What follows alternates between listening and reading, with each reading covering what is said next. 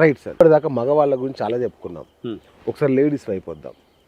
So libido అనేది వాళ్ళకు same మనకి సేమ్.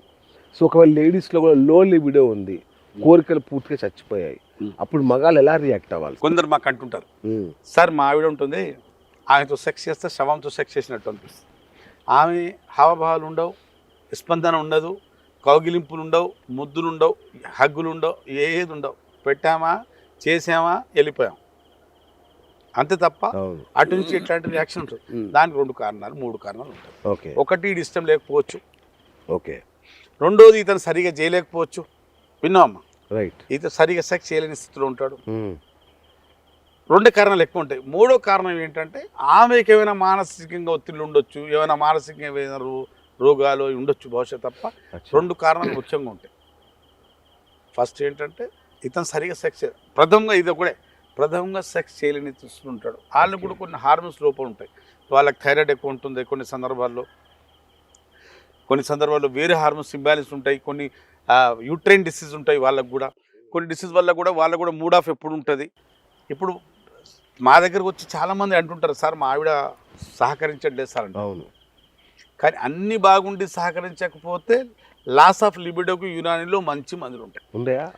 స్త్రీలకు కూడా ఉంటాయి, వాళ్ళకు కూడా సెక్స్ ప్రేరేపించే మందులు ఉంటాయి, స్టిమ్యులేషన్ ఫుల్.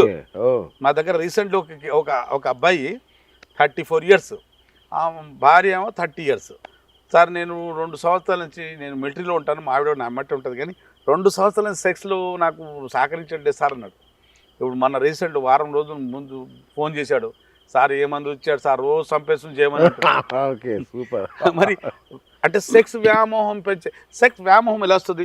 నీలో టెస్టోస్టెరాన్ లెవెల్ ఫుల్ ఉంటుంది, సెక్స్ ఫుల్ ఉంటుంది. లేదనుకో తగ్గిపోతుంది, వ్యామోహం తగ్గుతుంది. స్త్రీలు కూడా అంతే, మగాళ్ళు వాళ్ళ హార్మోన్స్ వాళ్ళకు ఉండాలి, మన హార్మోన్స్ మనకు ఉండాలి. వ్యామోహం అంటే కోరికలు తగ్గుతాయి, కామ కోరికలు కాదు. మగాడికి ఇష్టం కూడా తగ్గుతుంది, టైం కూడా దుబ్బుతుంది. చాలా మంది చెప్తుంటారు స్మోకింగ్ చేసినా, డ్రింక్ ఆల్కహాల్ తాగినా కూడా సెక్స్ పవర్ బాగా తగ్గిపోద్ది అంటారు. నిజమేనా సార్ ఇది? 100% నిజం.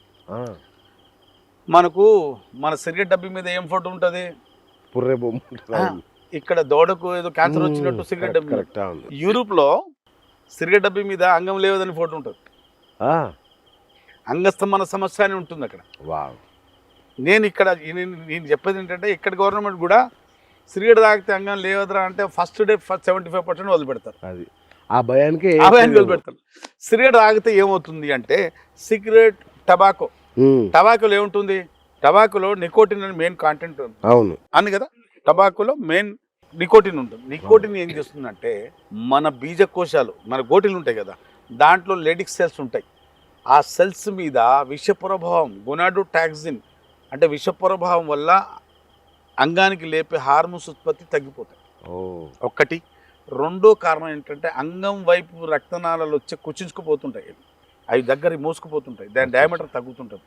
అంగం వైపు రక్త ప్రవాహం తగ్గి అంగస్తంభన సమస్య రావచ్చు, టెస్టోస్టెరాన్ హార్మోన్ తగ్గి అంగస్తంభన సమస్య రావచ్చు. ఇంకోటి మీరు చూడండి, ఆంధ్రలేలి చూడండి, టబాకో చైన్ మా దగ్గర నల్గొండకి వెళ్ళే రోడ్లో ఇక్కడ కూడా కొన్ని చైన్ అవి టబాకో పొలాలు ఉంటాయి, దానికి కంచె ఉండదు.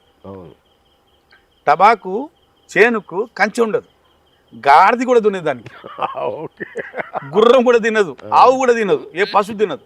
కానీ 2 కాళ్ళ మనిషి తింటాడు, తాగుతాడు, సేవిస్తాడు. ఏం చెప్పారు? అవును. దేనికి మానేస్తే నీ ఆరోగ్యానికి మేలు. ప్రతి ఒడికి చెప్తున్నాను, అది తాగినా సేవించినా, అది గుట్క రూపంలో తీసుకున్నా, ఏ రూపంలో తీసుకున్నా మన శరీరానికి హానికరం తప్ప అది శ్రేయస్కరం కాదు.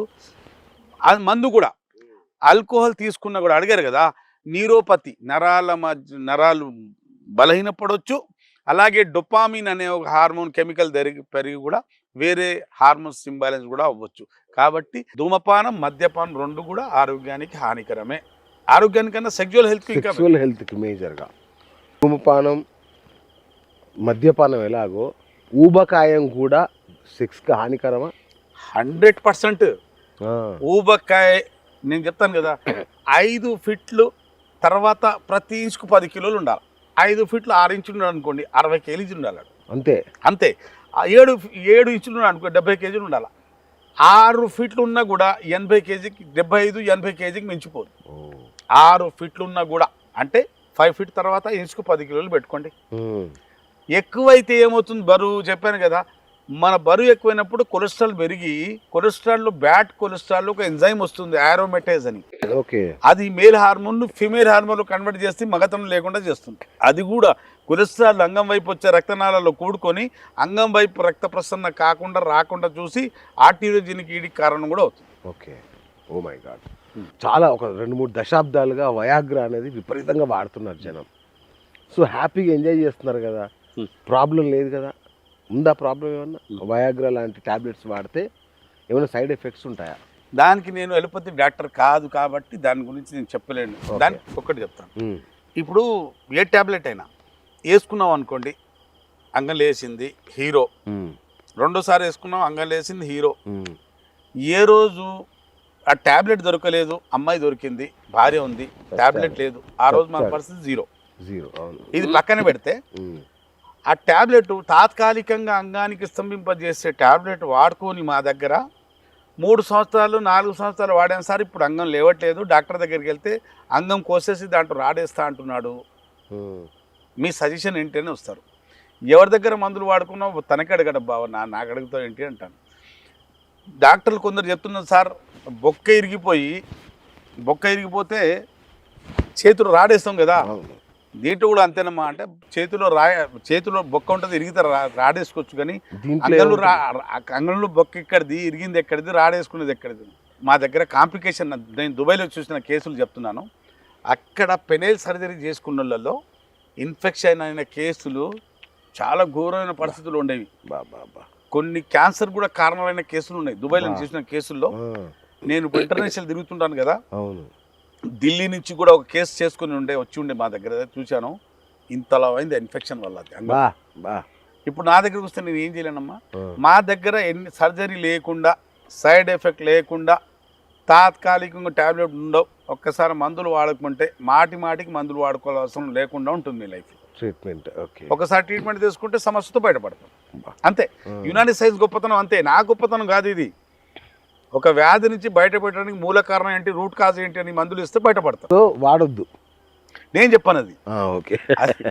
నేను ఇప్పుడు ఎవరు చెప్పాను మీకు, మేము ప్రేక్షకులకు చెప్పేది ఏంటంటే, మీకు శాశ్వతంగా అంగస్తంభనతో బయటపడాలి, మీకు శీఘ్రస్ఖలన సమస్యతో బయటపడాలి, సెన్సిటివ్ పెనిస్ అనే సమస్యతో బయటపడాలా, లేదా సుఖ వ్యాధులు జెనిటల్ హెర్పిస్, గనేరియా, సిఫిలిక్స్ ఆ సమస్యతో బయటపడాలంటే నాకు కలవండి, ఈ సమస్యతో శాశ్వతంగా బయటపడతారు. సంతానాలు ఏమి సమస్య ఉన్నా, సెన్సిటివ్ పెనిస్ ఉన్నా, మీకు ప్రీకమ్ ఉన్నా, పెద్దగా ఉన్న అంగం చిన్నగా అయిపోయినా, లావుగా ఉన్న అంగం సైజ్ గర్త్ తగ్గిపోయినా, సర్కంఫరెన్స్ తగ్గిపోయినా, అంగం చక్కగా ఉన్న అంగం వంకరైపోయినా, పెద్దగా ఉన్న అంగం సైజ్ చిన్నగా అయిపోయినా, రూట్ ఆఫ్ ది పెన్నిస్, ఇప్పుడు కొందరికి అంగం ముందు లావు ఉంటుంది, వెనక సన్నగా అయిపోతుంది, అది నిలబడదు, కిందికి వచ్చేస్తుంది, ఆ సైజ్ మళ్ళీ వచ్చేస్తుంది మందులు పెడితే.